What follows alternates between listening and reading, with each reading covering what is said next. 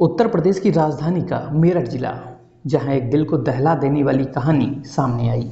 यहाँ एक पति ने अपनी शादी के 2 महीने बाद ही अपने घर वालों के साथ मिलकर अपनी पत्नी का गला दबाकर हत्या कर दी।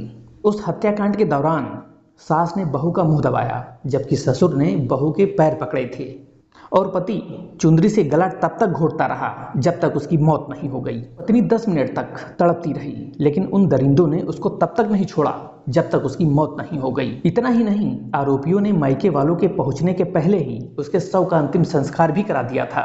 जब तक मायके वाले पुलिस के साथ शमशान घाट पहुंचते, तब तक उसका अंतिम संस्कार हो चुका था। दरअसल यह हैरान करने वाली घटना ब्रह्मपुरी थाने से सामने आई और यहीं के रहने वाले गौरव की शादी 3 मार्च को कोमल से हुई थी।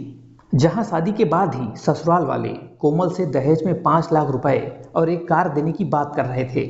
वहीं बुधवार की देर रात दहेज की मांग को लेकर कोमल और उसके पति के बीच झगड़ा हो गया। तो झगड़ा इतना बढ़ गया कि पति गौरव ने अपनी पत्नी कोमल को जमकर पीटा और बेड पर पटक दिया, जिसके बाद सास ससुर भी उस कमरे में आ गए। तो सास ने कोमल का मुंह दबाया और ससुर ने बहू के पैर पकड़ लिए, जिसके बाद गौरव ने चुंदरी से कोमल का गला दबाकर मौत के घाट उतार दिया।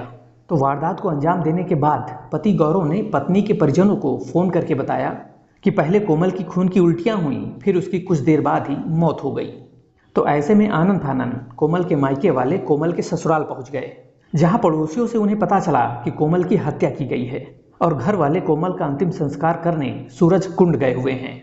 जहां पड़ोसियों ने कोमल की फोटो दिखाई तो उस फोटो में ये साफ दिख रहा था कि उसके गले में चोट के कई निशान हैं। जिसके बाद ही कोमल के परिजन पुलिस के साथ शमशान घाट पहुंचे, जहां कोमल का अंतिम संस्कार हो चुका था। तो मौके पर पहुंची पुलिस को भाई लवी ने कार्रवाई करने की बात कही, लेकिन पुलिस ने भी कार्रवाई करने से इनकार कर दिया।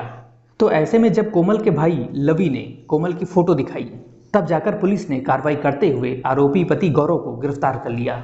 जहां पुलिस ने गौरव से सख्ती से पूछताछ की तो गौरव ने खुद स्वीकार कर लिया कि उसने ही गला घोंटकर अपनी पत्नी की हत्या की।